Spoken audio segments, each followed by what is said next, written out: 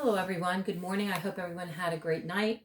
We're going to start off right away. Remember that Paris had come and convinced Helen to elope with him.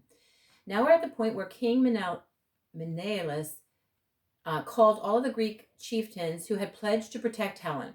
After 2 years of preparations, the Greek armies actually sailed to Troy to retrieve Helen.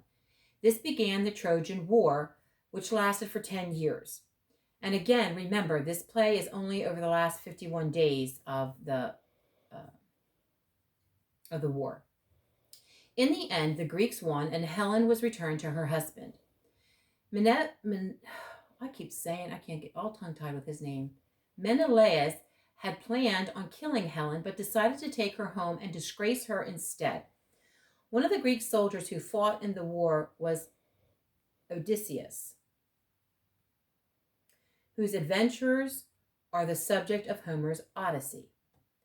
The Iliad is named for Ilium, which is the setting of the first epic. It opens in the last year of the Trojan War. Things have not been going well in the Greek camp. A quarrel erupts between Achilles, the greatest of the Greek warriors, and Agamemnon, the leader of the Greek forces. Ironically, this quarrel is over. Can anyone guess what that is? For 50 points, a woman. The head note in your book focuses on the conflict and theme of fighting and anger. As we read, I want you to take note of the basic arguments between the different characters. All right?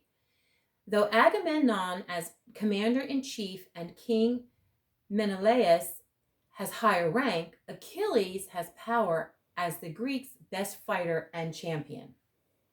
The opening speech suggests that Achilles is decisive, strong-willed, and unafraid to express his views.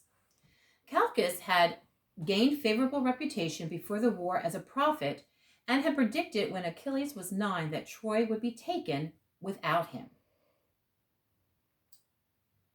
Foreshadowing, we see Achilles comment about the king and the prophet's fear of Agamemnon, hint at the ensuing quarrel that's going on.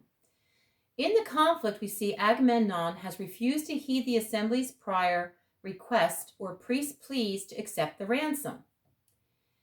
In myths, gods and goddesses intervene in the lives of heroes, often changing the course of the events. Agamemnon presents the prophecies of Calchas because the seer once suggested that the king's boasts had angered the goddess Artemis, causing trouble for the Greek fleet. We see Agamemnon as being proud and very spiteful.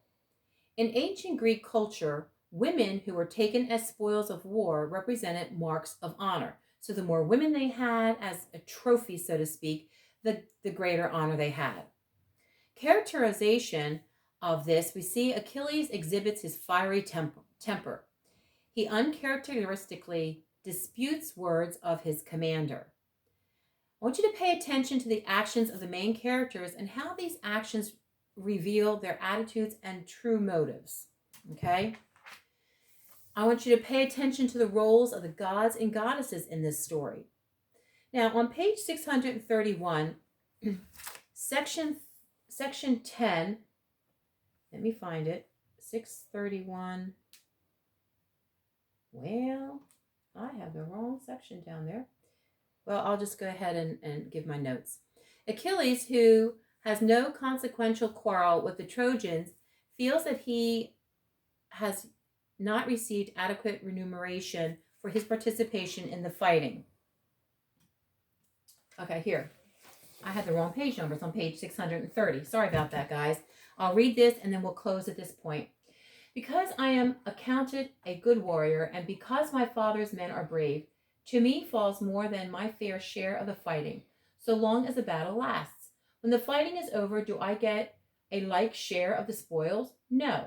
After you, King Agamemnon, have taken your pick, I get some small thing of little worth from wherever or whatever is left over, and I have to be content with that. And it goes on, what have I gained from this war with Troy? A little gold and silver and a few slaves? Not many, since unlike you, I am always ready to take ransom for my captives. He paused again and then said, by all the gods, it would be better if I were to set sail with my father's men and return to Thea rather than stay here, slighted to win more wealth for you to carry home to my Mycenae. Agamemnon laughed. Go if you will, he sneered. We shall do well enough without you. You may be brave and a fine warrior, but of all the kings and princes of the Greeks, you, with your arrogance and your hot temper that you have not yet learned to curb, you are the one whom I could best do without. Go home and take your ships. Now that kind of sums that up real quickly. And that is the end for today. And we'll start again on Monday. Have a great weekend.